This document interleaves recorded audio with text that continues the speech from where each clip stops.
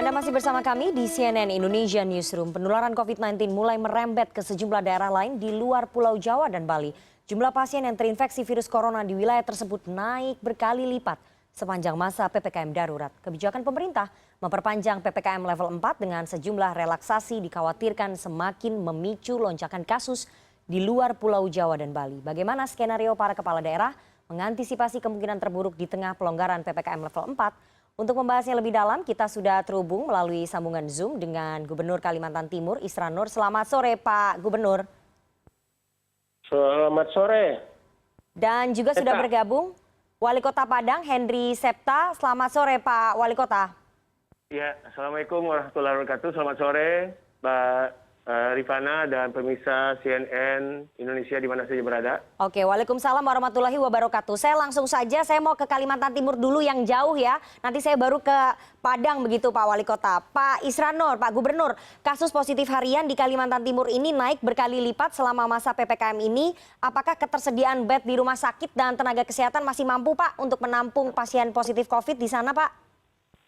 Pertanyaannya, ketersediaan bed untuk penampungan sudah boleh dikatakan sudah kritis. Bahkan di beberapa rumah sakit di salah beberapa kabupaten kota yang sudah mengalami di atas 100%. Ini di antara ngadi, Bu. Aku ambo heran ambo sih antara ngadi. Oke, sudah kritis ya Pak ya. Kemudian untuk mengantisipasinya bagaimana Pak? Karena kan ini waktu terus berjalan, kasus terus bertambah, Kalimantan Timur mengalami lonjakan yang cukup banyak. Untuk mengantisipasi kondisi kritis ketersediaan bed di rumah sakit ini bagaimana Pak? Ya, kita terus berusaha berkoordinasi dan sesuai dengan keputusan pemerintah dan kita juga dukung atas perpanjangan PPKM level 4 di 3 kota dan 1 kabupaten di Kalimantan Timur. Dan kita terus melakukan upaya-upaya ini tadi untuk bagaimana memenuhi ketersediaan, kita mengkonversi ruangan-ruangan rumah sakit untuk dijadikan ruangan untuk perawatan isolasi terhadap COVID-19 di Kalimantan Timur.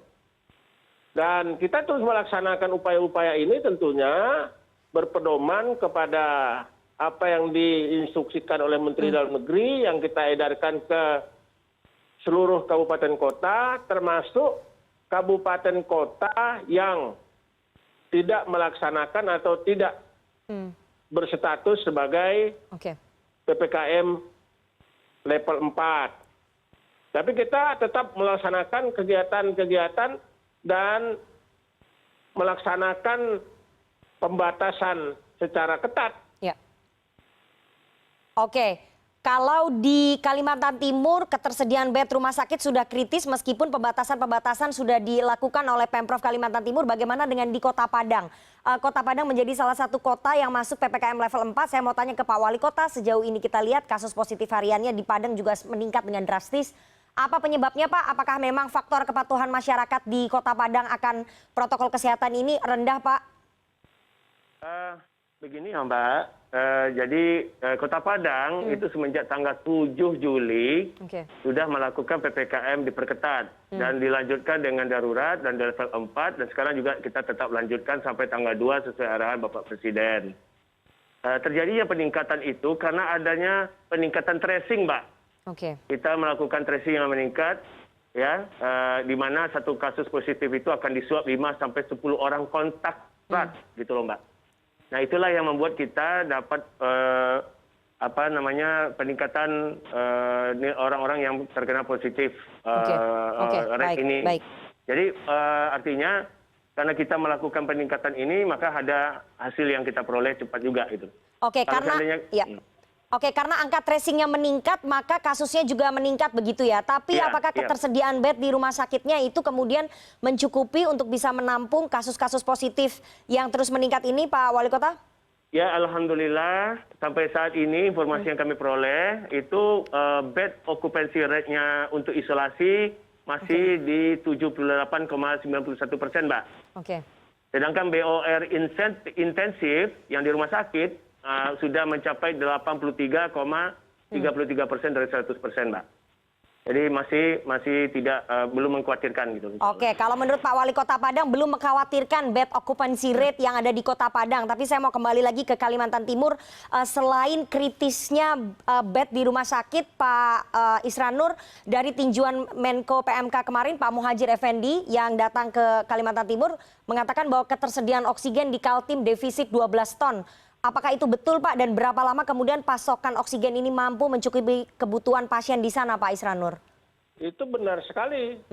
Saya kira mungkin saja bisa lebih daripada 15 ton per hari. Oke. Yang ada sekarang yang kekurangan oksigen yang ada di Kalimantan Timur. Sebenarnya oksigen itu ada saja, cuma kan distribusinya terhadap ke lokasi-lokasi yang memerlukan itu yang ada masalah. Ya. Jadi itu sebenarnya kalau apa yang ditemukan oleh Pak Menko tersebut, saya kira benar, saya itu tidak salah itu. Oke, defisit 15 ton, distribusinya juga bermasalah. Bagaimana kemudian pasokannya bisa bertahan berapa lama Pak? Pasokan oksigen yang defisit 15 ton itu untuk mencukupi pasien-pasien positif COVID di Kalimantan Timur? Mungkin kira-kira untuk 1 minggu, 2 minggu maksimal sudah tidak ada lagi kalau tidak segera dilakukan dan dilakukan koordinasi dalam hal distribusi oksigen tadi. Kita kan peraturannya sekarang ini kalau untuk pengisian oksigen itu kan harus berkoordinasi, harus ke Makassar, ke Gubernur Sulawesi Selatan. Nanti setelah diadakan baru nanti didistribusikan, itu kan perlu waktu yang panjang. Padahal Kalimantan Timur itu memproduksi gas. Ada gas yang di Bontang, ada gas juga yang ada di Balikpapan dan sebagainya. Tapi kan ketentuannya, peraturannya begitu. Harus ke sana dulu koordinasinya, barulah nanti didistribusikan. Itu juga jadi masalah besar menurut saya. Oke, masalah birokrasi ya Pak ya, yang kemudian menghambat distribusi dari pasokan oksigen ke Kalimantan Timur dan hanya bisa bertahan 1 minggu begitu ya dengan defisit 15 ton. That's correct ya. Oke, bagaimana dengan di Padang, Pak Hendra? Kami dengar pasokan oksigen di sana di Rumah Sakit Padang juga semakin menipis. Langkah antisipasinya agar pasokan oksigen ini tercukupi bagaimana Pak Wali Kota? Jadi begini Mbak, ya informasi yang kami peroleh juga memang ada penipisan pasokan oksigen. Tapi itu beberapa hari yang lalu. Dan alhamdulillah itu hanya karena terjadi keterlambatan pengiriman saja Mbak. Dan sekarang pasokannya sudah normal kembali, khusus untuk Kota Padang gitu loh. Dan perlu mungkin saya beritahukan, saat ini Sumatera Barat yang melakukan PPKM level 4 itu cuma Kota Padang Mbak. Ya, kota sebelumnya Bukit Tinggi dan juga Padang Panjang sudah tidak melakukan PPKM lagi. Oke, artinya dengan daerah-daerah lain di sekitar Kota Padang yang menerapkan PPKM di bawah level 4 ini dapat memberikan bantuan pasokan begitu ya ke Kota Padang yang pasokan oksigennya mungkin akan habis dalam waktu beberapa saat ke depan, begitu Pak Wali Kota? Itu Mbak, jadi kami tambahkan juga di Kota Padang kami juga menerima pasien dari luar Kota Padang, khususnya di dalam Provinsi Sumatera Barat. Jadi kita juga menerima pasien yang kita rawat juga ya, warga-warga di luar Kota Padang Mbak. Oke, saya mau kembali lagi Pak Isranur, saya mau kembali ke Kalimantan Timur. Pak Isranur, ini salah satu kunci keberhasilan menangani pandemi atau menekan angka penyebaran COVID-19 adalah menggencarkan vaksinasi Pak. Kalau tadi Anda mengatakan bahwa ketersediaan bed di rumah sakit ini mengkhawatirkan, oksigen juga sudah kritis begitu. Sementara angka vaksinasi di Kalimantan Timur, kalau kita lihat datanya juga sangat rendah. Ini karena vaksinnya tidak ada atau karena masyarakatnya banyak yang menolak untuk divaksin Pak Isranur? Wah, sudah tahu tuh kamu Repano. Pasti sudah karena vaksinnya yang tidak tersedia. Kalau untuk pelaksanaan vaksinnya berapa ribu pun satu hari kita siap laksanakan. Bahkan beberapa waktu yang lalu kita bekerjasama dengan pihak TNI Polri yang memberikan dukungan terhadap pelaksanaan vaksinasi tadi. Dan ternyata sebentar saja sudah selesai, nggak ada vaksinnya. Sebenarnya kuncinya di situ aja. Salah satunya untuk menahan terjadinya konfirmasi itu, yang pertama itu adalah ya protokol kesehatan. Yang kedua vaksin. Kalau vaksin ini tersedia, pasti akan banyak menolong. dan pengalaman di Kalimantan Timur, saya mau sampaikan pada kesempatan hari ini, bagi mereka-mereka yang tetap terkena setelah divaksin itu kelihatannya tidak ada begitu bermasalah. Oke. Artinya mungkin gejalanya tidak berat begitu ya. imun mereka terbentuk ya. Oke. Karena sudah mereka dilakukan vaksin. Oke. Tapi kalau yang selama ini yang menjadi parah dan berat itu adalah karena mereka belum mendapatkan kesempatan vaksin. Oke, sudah berapa lama Pak stok vaksin di Kalimantan Timur ini tidak ada? Ya sudah lama sih. Pokoknya gimana kita kan tergantung supply dari Jakarta. Oke. Dan jadi kita memahami juga pemerintah pusat kan mengalami kesulitan di dalam mendapatkan vaksin dari negara-negara produsen. Oke. Kan tidak semua negara produsen itu bisa dapat memenuhi kesepakatan dalam hal memberikan atau mensuplai vaksinnya ke negara Indonesia. Jadi kami di daerah ini ya menerima saja apa yang dirasakan oleh pusat dan yang kita rasakan di daerah. Oke, menunggu jatah vaksin dikirim dari pemerintah pusat yang memang juga sedang menunggu stok vaksin untuk bisa datang ke tanah air. Kalau di Kalimantan Timur jatah vaksinnya tidak ada begitu ya, tapi di Kota Padang saya lihat datanya bahwa angka penolakan terhadap vaksin di Kota Padang ini cukup tinggi. Pak Wali Kota, kenapa kemudian Pemkot tidak berupaya atau memang sudah berupaya mungkin meyakinkan masyarakat agar mau divaksin, tapi sulit meyakinkan masyarakat di Kota Padang untuk mau divaksin, Pak Wali Kota? Nah, jadi gini Mbak ya, kita bersyukur alhamdulillah selama 3 minggu kita melakukan PPKM, animo masyarakat untuk bisa melakukan vaksinasi tinggi. Ya. Sebelumnya, sebelum PPKM itu, kita baru mencapai 119.000 target ya, yang bisa kita lakukan. Namun dengan 3 minggu PPKM ini naik menjadi lebih kurang 50 ribuan. Sekarang totalnya untuk dosis pertama itu 173 ribu Mbak. Dan untuk dosis kedua sudah 70 ribuan. Dan kami sudah berupaya mengajak masyarakat, alhamdulillah animonya tinggi. Ya, semuanya senang ya dengan adanya program vaksinasi ini.